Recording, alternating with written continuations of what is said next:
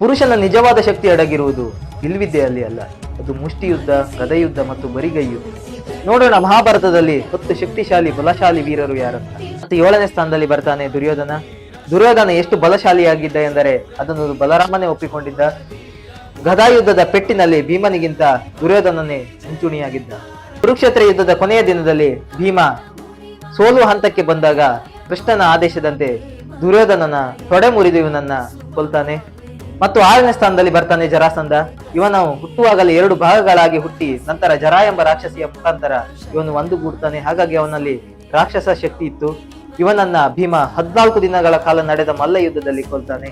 ಮತ್ತು 5ನೇ ಸ್ಥಾನದಲ್ಲಿ ಬರ್ತಾರೆ ಕಂಸನ ಆಸ್ಥಾನದಲ್ಲಿದ್ದ ಮಲ್ಲರು, ಚಾಣೂರ ಮತ್ತು ಮುಷ್ಟಿಕರು. ಇವರ ಶಕ್ತಿ ಎಷ್ಟಿತ್ತೆಂದರೆ ಆ ಕಾಲದಲ್ಲಿ ನೋಡುವುದಾದ್ರೆ ಅದು ಭೀಮ ಮತ್ತು ಧೃತರಾಷ್ಟ್ರನ ಶಕ್ತಿಗೆ ಸಮನಾಗಿತ್ತು. ಆ ಕಾಲದಲ್ಲಿ ಇವರನ್ನು ಸೋಲಿಸಿದ ಮಲ್ಲರೇ ಇರಲಿಲ್ಲ. ಕೊನೆಗೆ ಇವರನ್ನ ಕೃಷ್ಣ ಮತ್ತು ಬಲರಾಮರು ಬರಿಗೈಯಿಂದ ಗುದ್ದಿಕೊಳ್ತಾರೆ. ಮತ್ತು 4ನೇ ಸ್ಥಾನದಲ್ಲಿ ಬರ್ತಾನೆ ಕೃಷ್ಣನ ಮಾವನಾದ ಕಂಸ. ಇವನ ಶಕ್ತಿ ಎಷ್ಟಿತ್ತೆಂದರೆ ಅವನ ಶಕ್ತಿಗೆ ಮೆಚ್ಚಿ ಜರಾಸಂಧನೆ ತನ್ನ 2 ಪುತ್ರಿಯರನ್ನ ಅವನಿಗೆ ಮದುವೆ ಮಾಡಿಕೊಡ್ತಾನೆ. ನಂತರ ಕೃಷ್ಣ ಬರಿಗೈಯಿಂದ ಮಲ್ಲ ಯುದ್ಧ ಮಾಡಿ ಇವನನ್ನ ಕೊಂದು ಕಳೆಯುತ್ತಾನೆ. ಮತ್ತು 3ನೇ ಸ್ಥಾನದಲ್ಲಿ ಬರ್ತಾನೆ ಧೃತರಾಷ್ಟ್ರ. ಇವನ ಬಾವುಗಳಲ್ಲಿ 10,000 ಆನೆಗಳ ಬಲವಿತ್ತು. ಕುರುಕ್ಷೇತ್ರ ಯುದ್ಧದ ನಂತರ ಭೀಮನ ಕಬ್ಬಿಣದ ಪ್ರತಿಮೆಯನ್ನ ಇವನು ಕೈಯಲ್ಲಿಯೇ ಪುಡಿಗಟ್ಟಿ ಅದನ್ನ ಚೂರು ಚೂರು ಮಾಡಿರ್ತಾನೆ. ಮತ್ತು 2ನೇ ಸ್ಥಾನದಲ್ಲಿ ಬರ್ತಾನೆ ಭೀಮ. ಇವನ ತೋಳುಗಳಲ್ಲಿ 10,000 ಆನೆಗಳ ಬಲವಿತ್ತು.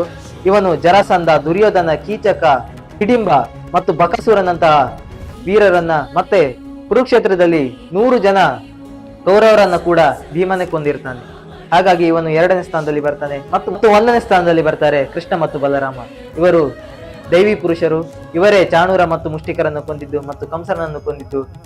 ಹಾಗೆ ಬಲರಾಮ ಕೃಷ್ಣ ಪುತ್ರ ಸಾಮನ ವಿಷಯದಲ್ಲಿ ಇಡೀ ಹಸ್ತಿನಾಪುರವನ್ನೇ, ಅಂದರೆ ಭೀಷ್ಮ, ದ್ರೋಣ, ಕರ್ಣ, ದುರ್ಯೋಧನ ಎಲ್ಲರ ಸಹಿತ ಇಡೀ ಹಸ್ತಿನಾಪುರವನ್ನೇ ಯಮುನಾ ನದಿಯಲ್ಲಿ ಮುಳುಗಿಸಲು ಹೊರಟಿದ್ದ.